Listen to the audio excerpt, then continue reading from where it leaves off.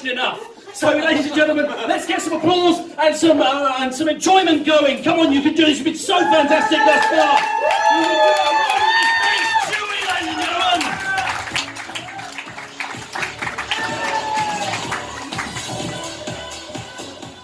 Thank you, Simon. I'm glad we could tear you away from the needle exchange next door. As Simon was saying, my name is Chewie. I just go by the one name. I just really want to lean into the pretentiousness of just running with one name. I think it's due to me living in Wellington for 10 years. It's a town that does pretension really well.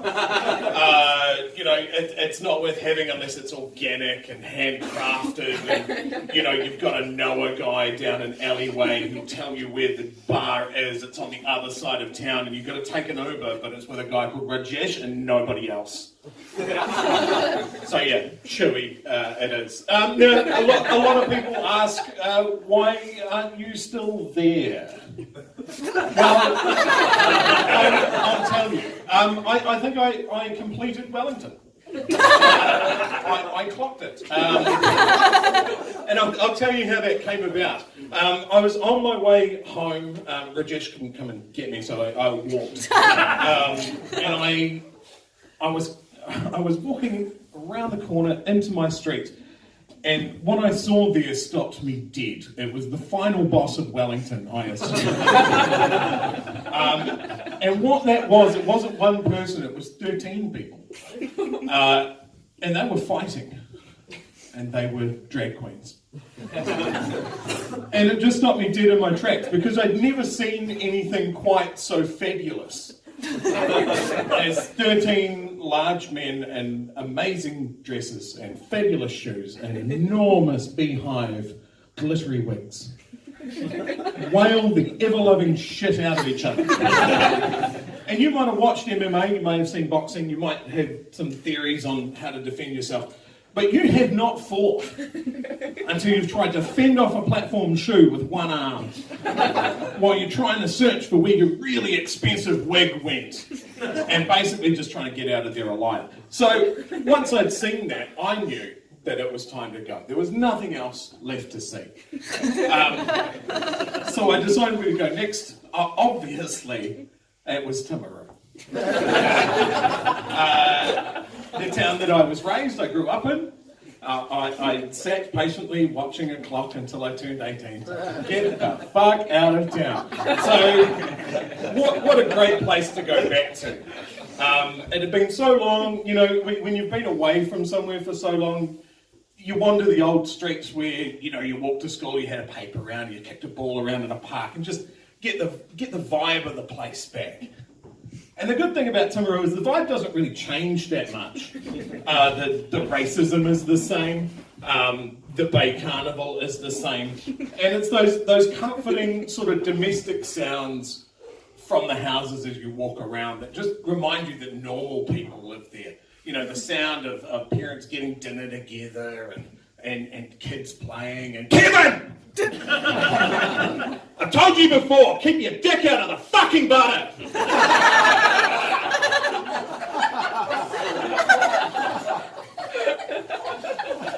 I have questions. Who is Kevin? How many times has he been told? Is Kevin a young lad just on the verge of sexual discovery, just really trying anything to work out what he's all about?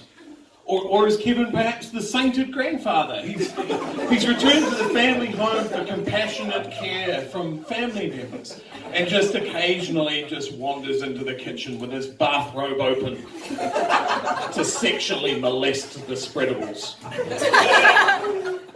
Was it hard or semi-soft? These are the things that I ask myself. So, based on that, I didn't stay in Timaru very long. And I decided to come here to Dunedin. I'd studied here, I'd lived here for a while, but it felt like a good place to come home and buy a house and do all of that grown-up old shit that I'm supposed to do but can't do up here. And when we were settling into our nice little house and just sort of going, oh, this is great, you know, no landlord. Those cunts can fuck off and die. We heard something, a strange noise on the outside of the house. That's weird. Probably won't happen again. Oh shit, what's going on? And then a third one. And so, me being the dominant alpha male that I am, I prepared to defend my homestead. And I stormed out onto my porch and saw a disheveled, drunken man had kicked over a bin on the other side of the road, was rummaging through the refuse to find old potatoes to throw at my house. So I confronted the gentleman. I said, "Excuse me, sir, is there a problem? Can I assist?" And he said to me, "No, it's your fault! You did this!" And I said, "Fucking hell." And closed my door and called the police. And the Dunedin police, in all of their wisdom, issued one police car with one lady cop. And so we're sitting there looking at our window, just peering through, going, holy shit, we're under a potato attack. And the car pulled up, and the officer got out, and she, hands on hips, for fuck's sake, Shane, I've told you before, get in the fucking car. At that point, I was starting to feel pretty confident that I'd made the right choice to move to South Dunedin. And it was recently I was reminded again as I browsed through the ODT. There was reports of a crime wave. I don't know if any of you guys saw this story. It was a pretty big story on page 3 or 4. That there had been a wave of break-ins in North Dunedin, and the police were reminding people that if you don't want people to take your shit, maybe lock your door. Now that's awesome, that's great news, but that wasn't what drew my attention into the story. It was the list of stolen goods.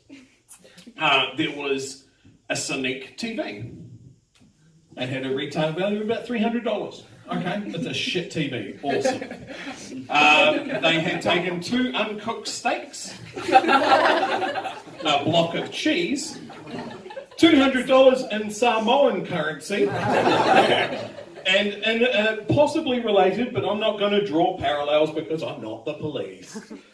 There was a robbery of a $2 store where somebody had filled up their car with costumes and jewellery and a dragon statue to the value of $100.